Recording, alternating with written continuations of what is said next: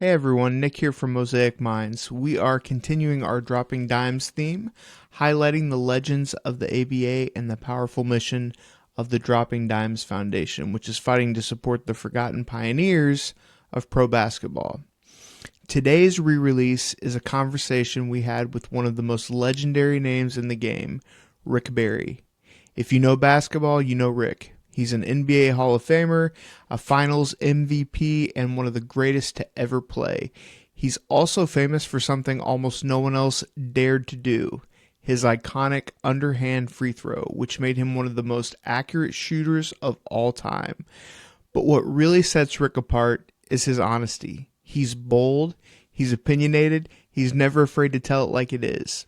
That made this episode a whole lot of fun and incredibly real. Since we first aired this, Rick has officially joined the board of directors for the Dropping Dimes Foundation, so it only made sense to bring this episode back now, at a time when more eyes and ears are turning toward the forgotten history of the ABA and the fight for justice these players deserve. So let's get into it, and I hope you enjoy it. Welcome to Mosaic Minds. Today we have a very special show. We have one of the most underrated players in the history of basketball and Hall of Fame player, Rick Barry. We also have another special guest. We have Jason's son, Harrison, with us today, and he is on the show because he's a huge Rick Barry fan, and he has some questions for Rick Barry himself, so we invited him to come along for the ride. So you're not going to want to miss this. Stay tuned and enjoy the show. You're the first person in all these years they've done that actually understands that's the I've been called arrogant. Okay, I am not an arrogant person. An arrogant person to me is someone who really lacks confidence in themselves, and it's a camouflage mechanism to hide the fact that they're scared shitless.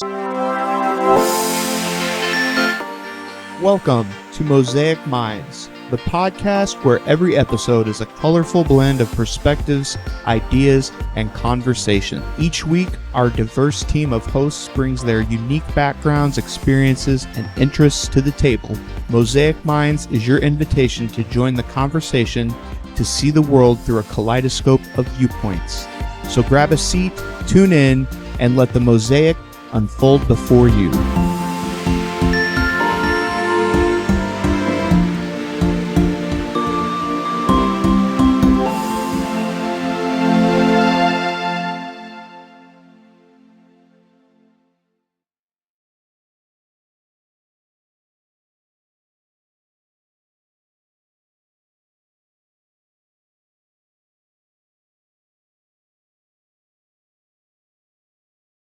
Hello, Hey Rick, how you doing? I'm here. We have a kind of a special guest with us today. We got Jason's son Harrison here, so he's a big fan, so he wanted to be a part of this, and so we thought we'd have him sit in as well. Hello.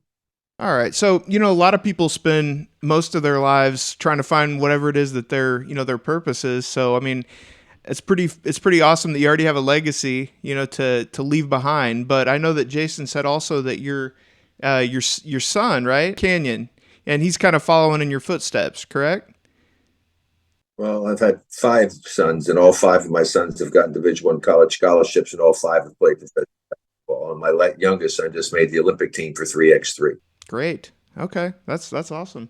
All right, and you're fresh back from playing pickleball, 3 medals, right? I won the Triple Crown, yes. Very cool. Well, I mean, obviously, I'm sure that you're probably tired of hearing this question because most people always ask about the underhanded shot. But I think that Harrison actually has a question about just that. So I'm going to go ahead and let him ask that. So obviously, you're up there free throw shooters with the greats of Steph Curry, Larry Bird, Steve Nash, and obviously you had a very unique style with the underhand shot. Why do you think no one else has picked up on that since you were so lethal, such a lethal shooter in that, with that form? I wish I had the answer to it. I don't know. It makes no sense whatsoever. It's proven by physicists to be the most efficient way and the best way to shoot free throws, least amount of moving parts. And yet nobody wants to do it because they're worried about the way that they look. Who the hell cares how you look? The whole try to shoot the highest percentage you can. I mean, if I could have stood there with my back to the basket with a blindfold on and thrown them over my head and made a higher percentage, I would have done it that way. I was going to do it the way that made the highest percentage possible. I was able to do that. I just wish I was smart enough to have changed my technique earlier in my career, which I did late in my career. And I still think I am the best because Steph, I think, is the best around 92%. But in my last 6 years, I shot over 92%. My last 2 years, I shot over 94% from the free throw line. And I'll brag about it because it's the only part of the game of basketball that you can be selfish and help your team. And my youngest son, Kenyon, playing now, he's been as high as 90%, and he is shooting them underhanded. Rick, I love the bravado there. On a very small level, I led the county in 3-point shooting, but they said it looked like it was a two-hand shot put. I was a 48% shooter, from the 3-point arc, and shot looked absolutely terrible. It was flat. There was no rotation on it. Talk to us a little bit about, like, away from the free throw line. You're also known as one of the better shooters, greatest shooters. You're right in that conversation. Talk to us a little bit about the confidence and what you were thinking when the ball, left the fingertips at a crucial time in the game. Well, first of all, I was not a great shooter. I was a great scorer. Big difference between the two. Guys on television, especially when I hear former players talking and they're saying, well, this guy's a lockdown defender. Well, then obviously they got locked down sometime at the time of their career. But trust me, you can't lock down a scorer. Okay. Nobody ever locked me down. And there's no way. Too many ways to beat you. But a shooter can be locked down because you're one dimensional. And so that's why you have to have a well-rounded game, I think, when playing it. And so I got to be a better shooter as I got into my career. I'm not a bad shooter by any stretch of imagination. In fact, if I were playing today, I got to like 33% from 3-point range because I never shot from that far out. Hell, if I shot from that far out, coaches would have put me on the bench, especially my father was younger. And it's just a matter of, again, and you made it one word, the best word you could have used. It's confidence. That's the biggest thing in life. When I have talks for people, business people and everybody else, the most important thing when you are learning to do something in life, whether it's basketball, whether it's music, whether it's acting, it doesn't matter, whatever the profession is, you have to learn the fundamental principles and concept of what it's about. Never stop learning. That's the foundation that you're laying. And then you have the foundation to build on. I always tell people, you can't build a tall building without a big foundation. And the fundamentals are the foundation. And then you go over and over and you practice and you're always trying to refine it. You're always trying to get better, like I did with my free throws. And what you develop is you develop great confidence in your ability to do what it is you've trained to do. And if you've learned to do that, you'll eliminate the other word that is used so often. I almost want to throw up every time I hear it. And I hear it so often in every walks of life, the word pressure. There is no pressure when you have confidence in your ability to do what it is you've trained to do. I never felt pressure in my life on a basketball court. If I could have controlled it, I would have wished that every game I played and it came down to the last 10 seconds, the ball in my hands and the game on the line. I lived for those situations. I thought that I would every time. Now, was I? Of course I wasn't. Nobody's perfect. God wasn't perfect, for God's sake. I mean, you sent the sun down, the sun got crucified, for heaven's sake. So, yeah, you just have to believe in yourself and your ability to do what it is you've trained to do, and you can eliminate pressure from the equation. But how many times you hear, pressure's really on, pressure this, pressure that. Now, can pressure become a factor? Yes, it can. But if you analyze it, which I did, in certain things in life, let's say in basketball, these situations become very critical and very demanding, right? You have the ball, there's 5 seconds to go, and it's a tie game or you're down one. That's a pretty important situation, but it's not a pressure situation. It's a very demanding situation. And you have to believe in yourself that you can succeed in those situations and be willing to fail, because you're going to fail. Some players will never want to take the shot because why? They're afraid to fail. I always tell young people, never be afraid to fail.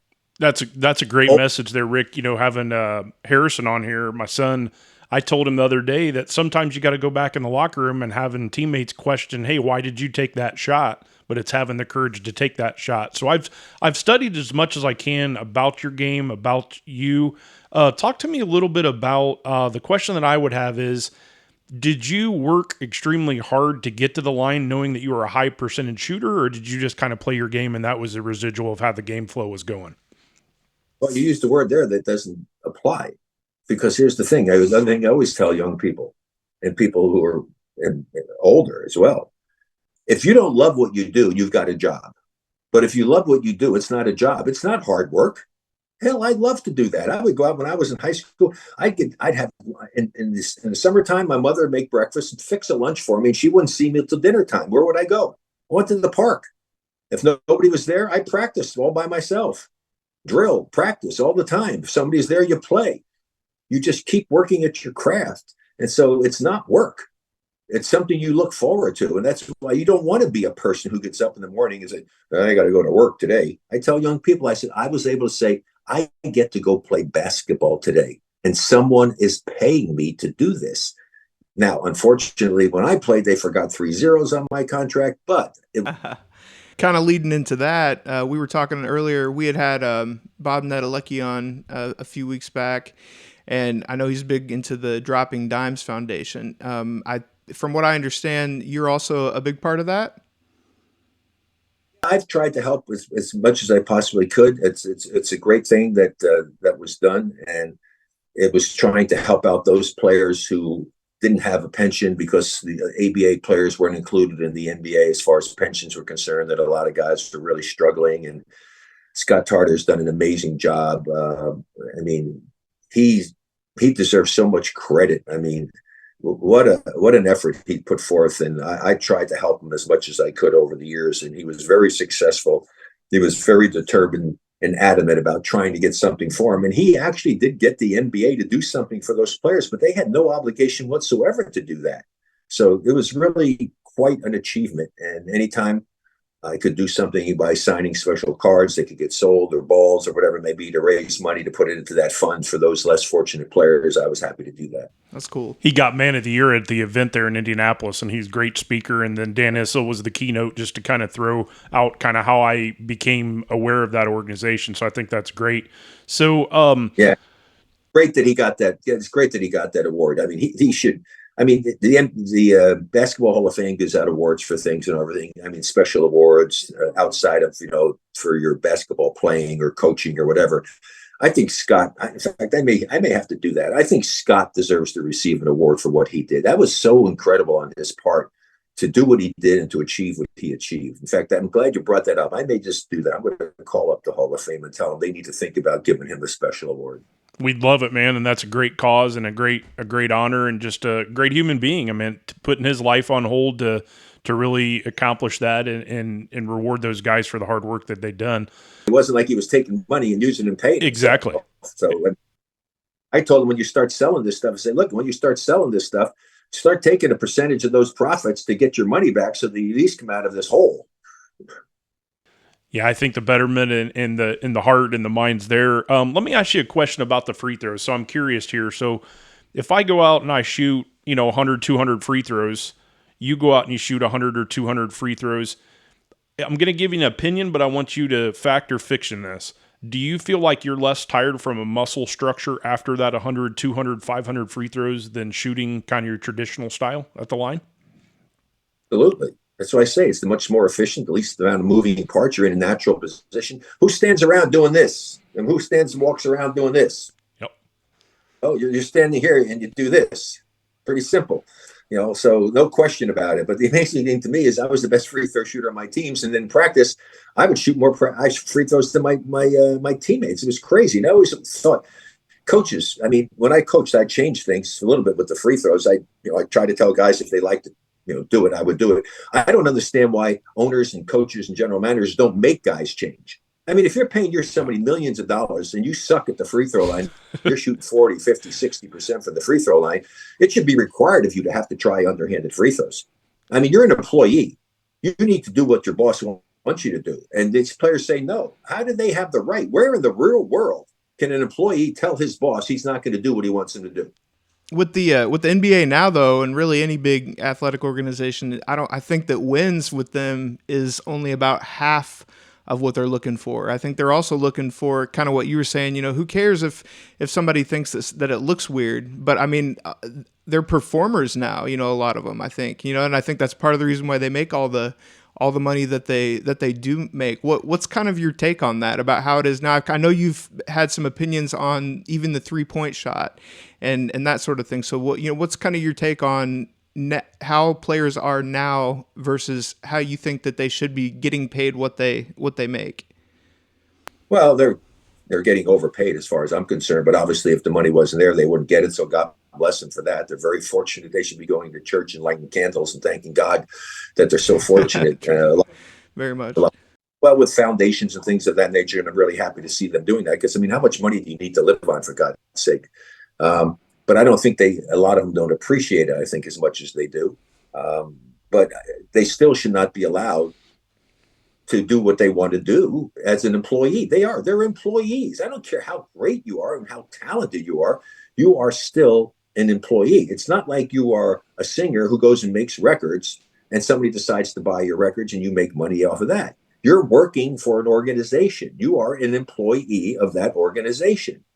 And your boss is entitled to demand that you do things a certain way, the way the team or the organization wants to conduct business. And if you suck at a certain part of the business, well, then by God, you should have to do it the right way in order to get your salary. I don't understand why they don't take a stronger position on that. I mean, certain people say, no, I'm not going to do it. Shaq, I'm not going to do it. I remember Andres Bijan for the Warriors. Don Nelson, before he got fired, but Bijan shot 18.5 or 19% from the free throw line. Can you imagine? I would have slipped my wrist probably. I mean, close your eyes and just shoot it up there. You could, yeah. Don Nelson, that, hey, you're going to do this. You're going to have to shoot and learn how to shoot underhanded free throws. And he said, I'm not going to do that. Well, he said, if you're not going to do that, you're going to be on the team. And then Nelson got fired. But I was proud of Don for taking a position like that. Players should not be able to dictate what they're going to do or not do. You should always be striving to get better. And if you're deficient in a certain area of the game, you should be out there practicing and working on and required to have to make a change in order to improve yourself in that area. I love the take on that. When I'm coaching and seeing stuff and, at a small level, the younger guys, it's all about the fundamentals. I think, the bounce pass, you don't have to go no look and 3 dribbles between, just hit the basic stuff, but it has to be a game. It has to be a game situation. You can't just take your time, line your steps up, line your shoulders up, square and shoot. Sometimes you just got to shoot off balance, off one leg, drawing the defender. What do you think back in your era could be brought back today and still be successful as far as maybe a style of play, a technique? Like what do you see would be good in today's NBA world? Actually running a play to create a shot for someone instead of one-on-one. That would be interesting, wouldn't it? Love it. That's one of the things why the Warriors were so successful during that run that they had, is because they passed the ball. They passed, they moved, they cut, they forced. My father always told me he was a semi-pro player and coach, and the one that got me to shoot the free throws that way. Thank God he was relentless about doing it, because I didn't want to do it, obviously, because the same reason, that everybody's going to make fun of me. He said, son, they can't make fun of you if you're making them. And I always remember that. And so, in fact, I actually remember the first time I shot him when I made the switch over in high school, and I was in Scotch Plains, New Jersey, on the road. I was shooting a free throw, and the guy from the stands yelled out, "Hey, Barry, big sissy, shooting like that." And I heard perfectly clear the guy next to him say, "What are you making fun of him for? He doesn't miss." And from that, and so that's an important element of it. But yeah, I always remember we have plays. There's plays designed. You always take what the defense gives you. And the more decisions you force the defense to make, the more the likelihood they'll make a mistake. And if you have fundamentally sound players, you will take advantage and recognize those mistakes, and you'll get things other than the play that you run. Because it's rare that a play, when you design a play, will run through it to a conclusion exactly like it's put on paper. Because the defense will do something else. If that happens, you react to that and you take advantage of the opportunity that presents itself. You have something, the guy's out of position, screw coming off and running off and getting the ball coming out to the left side, you back cut the guy. And that's sound fundamental basketball. I just like to see more of that being played, because first of all, it's fun to watch. It's fun to play that way, and you'll be more successful doing it. Rick, you gave me cold chills with that answer, man. I got to be honest with you. Hoosiers was filmed 20 miles from where we're at in the studio in Indianapolis. You can't be more right on that. Give that 1 foot jab out there at the corner line and back cut somebody. I think I think if that fundamental play would come back at a young age, it would be a natural thing, as opposed to, well, you don't need to dribble between the leg 3-4 times. Not taken away from the pros, just trying to make that fundamental thing. So I really like that. Let's talk a little bit of pickleball. Oh yeah. Explain to the audience what the Triple Crown. I know you kind of touched on it a little bit. And ironically, Rick, I had a guy in Naples actually speak with you there in the tent village. He said they had like a little village set up for people to kind of cool off a little bit. You talked to a lot of people there, I'm sure, but he got a chance to speak with you briefly. Talk to us a little bit about what exactly the Triple Crown is and that accomplishment and how much it meant to you there at the recent U.S. Open for pickleball. Well, in pickleball, you can play singles, men's doubles, and mixed doubles, and then they have skill and age categories. And so I had only been playing, and I've been playing for several years, doubles, men's doubles, and mixed doubles, because I just thought singles might be too hard on my knee. I have no cartilage, and I've had 4 knee operations, and I just said, geez, I don't know. But my knee's been really great and doing well. And I just said, you know what, I got to find something else to go for, because I wanted to win some major national tournaments, and I'd won the World Seniors and men's doubles and mixed doubles. And so when I've won the U.S. Open and I've won the USA Pickleball Nationals and all of those divisions in different categories. And so I said, what can I do differently? And so I said, you know what, I'm going to try maybe singles. And I love the singles because it's all on me. I don't have to worry how my teammate plays, okay? And when you play, you always take advantage of the opponent's weaknesses, right? You exploit the weaknesses of your opponent. And so I'm a better player if I'm better than my partners. Well, heck, sometimes I would play in the mixed doubles and they would be hitting everything at my partner. So I had to look to find great partners who could play well and be able to carry the burden of having to play at a high level in order for us to be victorious. So when I did the singles, I really got into it and I really liked it a lot. And so I worked hard at it. I played with much younger people, really some good players. They were kicking my butt and doing stuff. But the redeeming thing was I'd hit a shot and they'd get something back. And I said, a great shot, David. I said, but you know what? I know that some 80-year-old is never going to get that shot back. So it's okay. So it was really good for me because it forced me to have to play and elevate my game when I played against them. And so my goal with them is to try to get more and more points. I wasn't going to necessarily beat them. I was trying to beat them every time. And even though I wasn't winning, which I hate losing, it was making me a better player. And I basically dominated when I finally played in the U.S. Open. I mean, I think the most points anybody got to me, we played games to 15. One person got 10 points, and a lot of those points are because I made some unforced errors and gave them some points that I probably shouldn't have. But I loved it. I absolutely loved it. I really enjoyed the singles. So now my goal is to try to win the Triple Crown in the World Senior Championships coming up in October and the USA Pickleball Nationals in November. So we'll see what happens. But a lot of that is predicated on how my partners do. My men's partner, Fred Shuey, who and I play together, he's out of San Diego.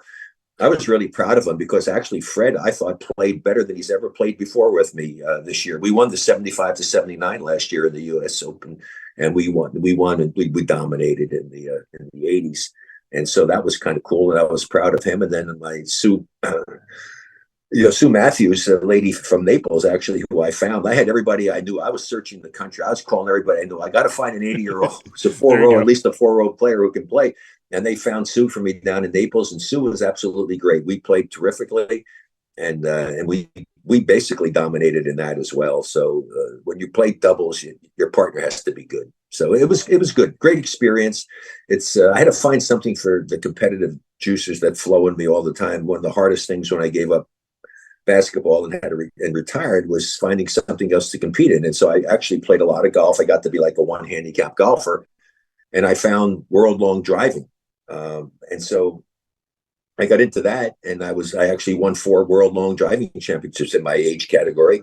And then they cut all of the old farts out. They wouldn't let us compete anymore. And so I said, oh boy, what am I going to do now? My wife was the one that introduced me to pickleball, and she's a great athlete and All-America basketball player. In fact, she and my youngest son, Canyon, have the distinction of in the history of NCAA basketball, the only mother and son who have both been first-team academic All-Americas. And my son was actually the player of the year in his last year at Florida. That's so fantastic. That's a pretty special thing. And my wife's the only woman to have her jersey retired at her college at William and Mary. And she ran USA basketball for 12 years, and so she's a great athlete, and was a great student. And fortunately, in that area, my son takes after her.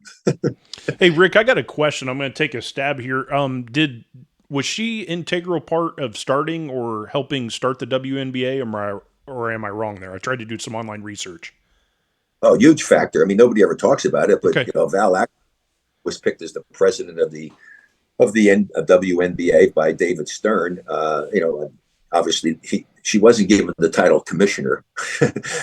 She was given the title of president of the WNBA, and she did a great job. She's a former college player, and she and my wife were friends because my wife knew her for over the years, running USA Basketball for Women. And my wife, they asked her because she had retired from USA Basketball, and they asked her if she would come and be the special special advisor to Val Ackerman. So she helped them get all the foreign players. She helped them set up their training. I mean, my wife knew more about women's basketball than anybody at the WNBA, and she was an integral part of getting that started up for the first 5 years. So I went to a little cornfield school, Rick, believe it or not, with about 80 or 90 people, and a young lady that graduated from there went to Notre Dame, won the national title, and then she's an exec in the WNBA.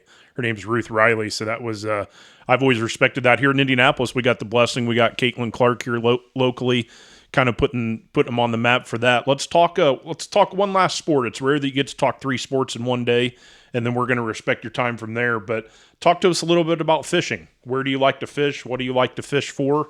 And we'll kind of go from there.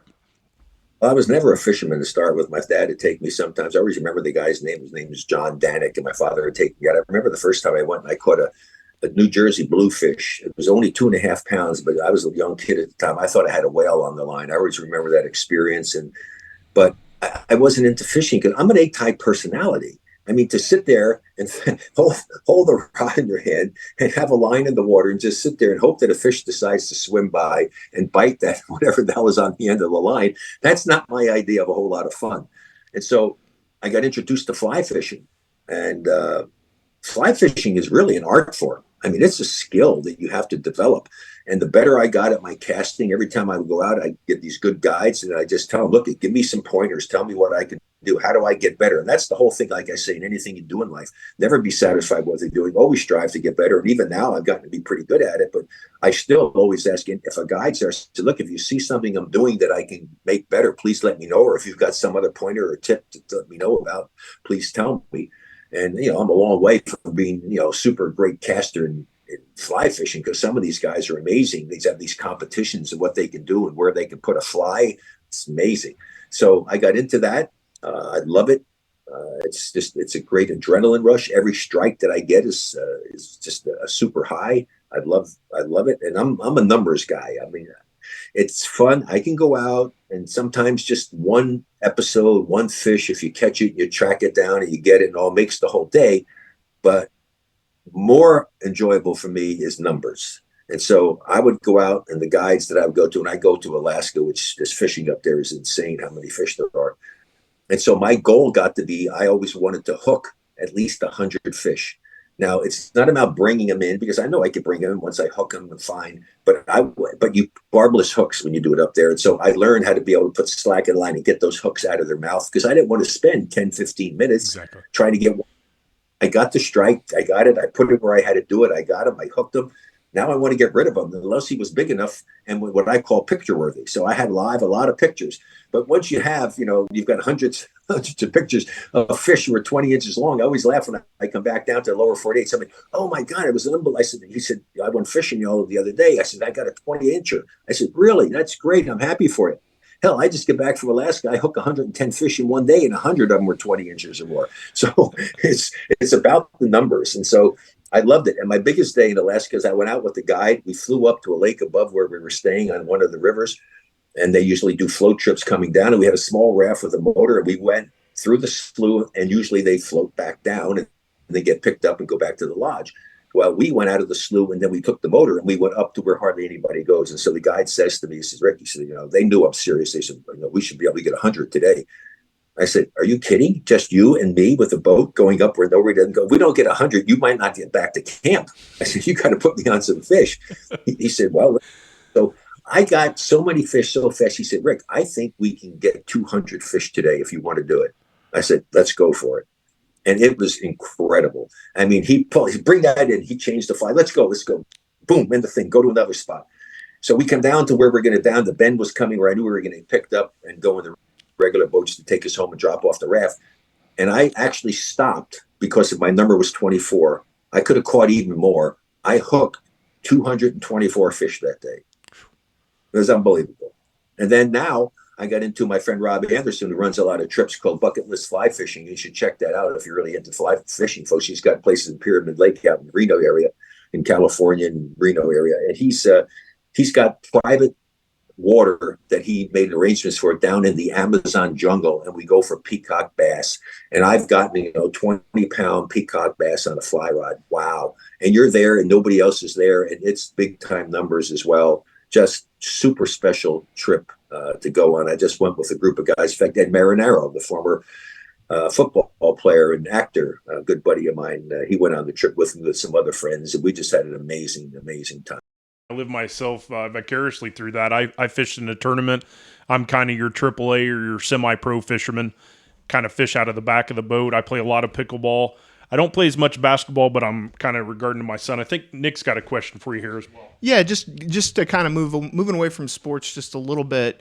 You were talking about earlier about confidence and how important that is. And there's a lot of words out there right now that people love to throw out and are misused. But you're obviously a very confident guy. So how would you distinguish between confidence and, I know that you probably heard the word back in the day, arrogance used. Where would you draw the line between the two of those? Complimented. You're the first person in all these years they've done that actually understands that's the. Yeah, I've been called arrogant. Okay, I am not an arrogant person.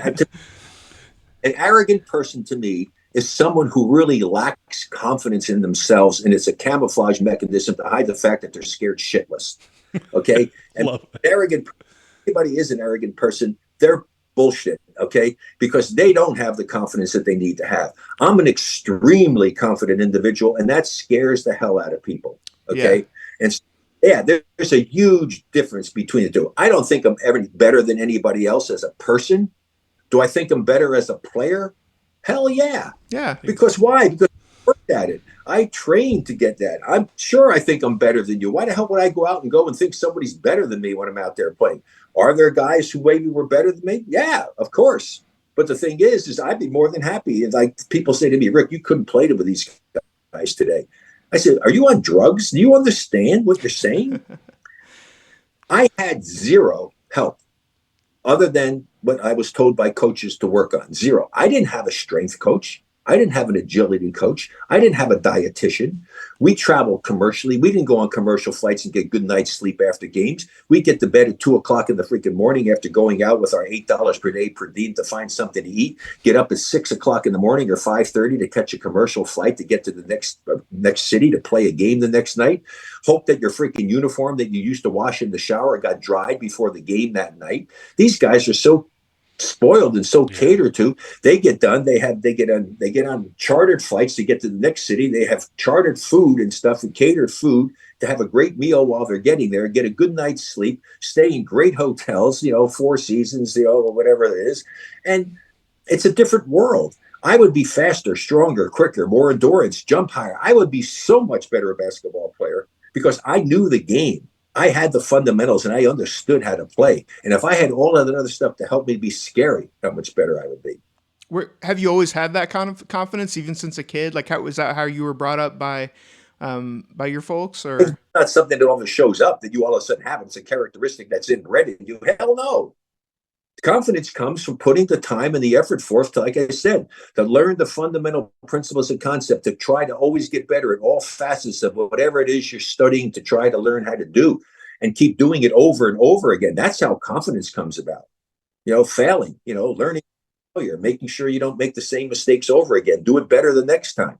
It's a growing situation that you grow according to the amount of time and effort you're willing to put forth to be able to get better at what you're doing, and then you can believe in yourself. 100% agree. Rick, I think on the pickleball court, I've spent 8 years and I haven't paid for a paddle. I've taught hundreds of people how to play. I'm a certified instructor. So the thing that's cool about that is I'm thinking in my mind, how can I train myself to be an elite player as a 50-year-old? Because I'm 45 right now, and I'm kind of at that middle age to where it's hard to play with a 20-year-old. It's easier to play with someone a few years older, but I think what I'm hearing from you is just go after it. You're not fly fishing just to fly fish. You're out there to put it in a 5-gallon bucket space. If you're playing basketball, you're there to be the best.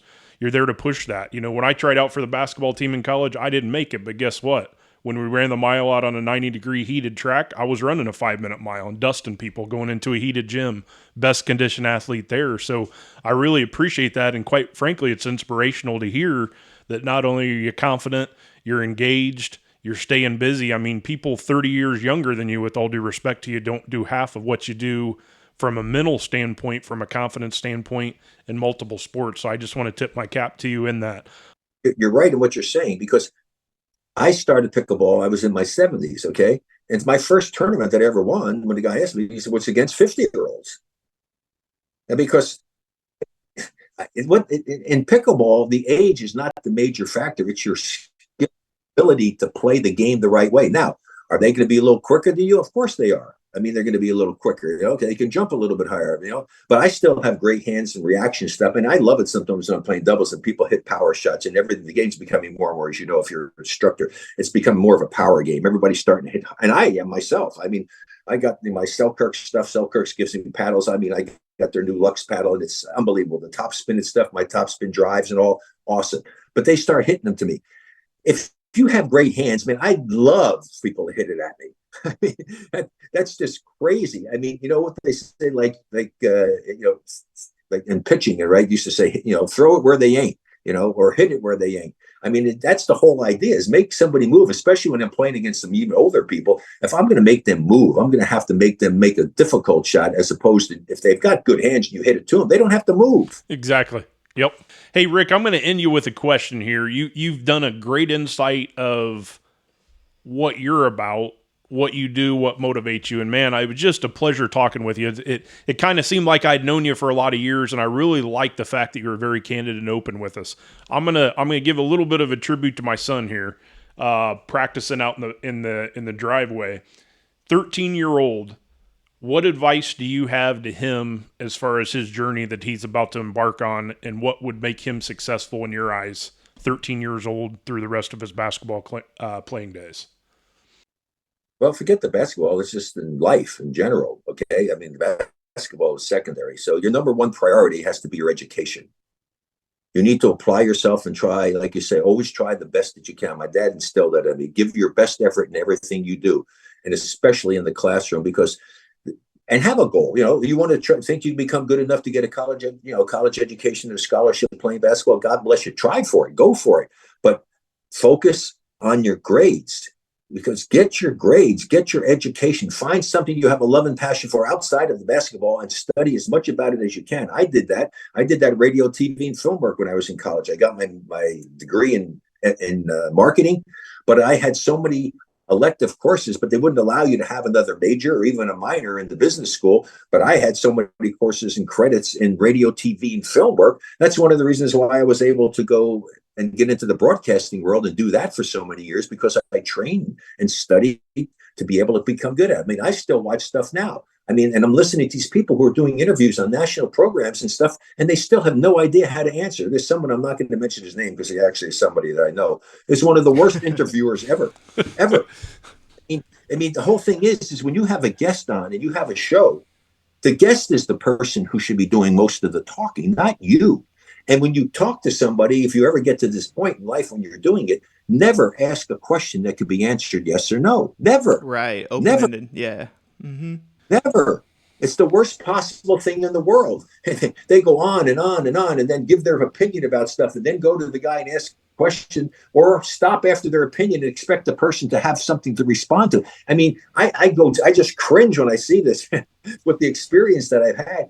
And I'm saying, how are these guys doing and getting paid the kind of money? They're absolutely awful. Just listen sometimes. But hey, the Rick, best thing is effort, when you put your head on the pillow at night, you want to sleep good.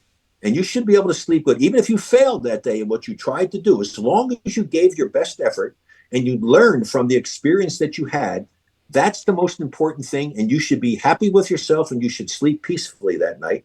And if you don't, then you should have trouble sleeping knowing you let yourself down. Not your parents, not the teacher, not your Yes. coach. You. Yes. You have happy with your effort and what you're doing in order to be successful in anything in life. That's great. Hey, final one to the final one here, Rick. I want to give you an opportunity if you'd like to mention any sponsors, any causes, anything personal in life, and where we can maybe find you if we would like to connect or network with you. Yeah. I think Rick 24 Barry's my stuff. I don't do crazy amounts of stuff on social media, but if anybody's got aches and pains and doing stuff, I'll give you some things that you can put out there. I'm into the cannabinoid world, okay? Natural stuff as opposed to taking ibuprofen and all this other stuff that's horrible for you. And so Medicilleaf, MEDICILEAF, MEDICILEAF.com. If you go there, any of the products that are there, and they have some amazing products, the Platinum Pro Salve for if you've got discomfort and inflammation and every stuff, this stuff is off the charts. And RB, my initials, small RB 24, my number, RB 24 for all these things I'm going to tell you is the code to get a really nice discount, but awesome product. Same thing we have. There's another cream that we have from another company, and it's AloeMD, ALOEMD.com, AloeMD.com, and the product is called Ultimate Repair X. Ultimate Repair X. Put that code in there. That's an incredible cream. You don't need very much of that. I just, I already put some on. I just got done taking a shower after I just worked out before I did this with you, and put some of that stuff on. It's an amazing product. Give that a shot, and you get the discount. And any of the other products on that site for, if you have your wife or whatever, there's all kinds of face cream and other really cool stuff. That RB24 code will work for them as well. And the last thing is if you got any problems with, calf muscles or knees and stuff, I have no cartilage in my knee. And so these guys gave me these sleeves to try that have kinesio tape built into them. I see a lot of people with kinesio tape on, it peels off, whatever. This has got it built into them. And so I tried it. I liked it so much that I actually wear it on my good knee as well. I never play pickleball without my Go Sleeves, GOSLEEVES.com, GoSleeves.com. The runners are going crazy over it. We've got tons of football players are starting to wear it. The basketball guys need to use it. It's just an awesome product. I just rinse mine out and let it air dry, and then you can dry, you can sometimes, if you really get super sweaty and stuff, you could just put a little mild detergent in there and do it on gentle cycle and just let it dry out. Don't stick it in the dryer for any length of time, but it lasts forever. Great product. Okay. GoSleeves.com, same RB24 code. Those are three things that I just absolutely love and swear by. I mean, they're incredible. I just hope that they do for people who use them what they've done for me. We'll make sure to get all that stuff up on the screen and everything. But last question: who is your team now? Like when it comes to basketball, do you have it? Like who do you root for? The Warriors. Okay, all right. I thought that's what you'd say, but I just wanted to ask. So right now, I'm rooting for the Nuggets because my two favorite players to watch are Steph Curry and the Joker. The Joker is freaking believable. This guy is the most efficient player I've ever seen. There's never been anybody. He's again an anomaly. There's never been a center like this guy in the history of basketball. He is absolutely a joy to watch. And if you understand the game, if you're not impressed by what this guy does, then you don't know the game. This guy's incredible. It's been a pleasure. You're high class. It was great to speak with you, and enjoy the rest of your day. Yeah, thanks so much for coming on. Thank you.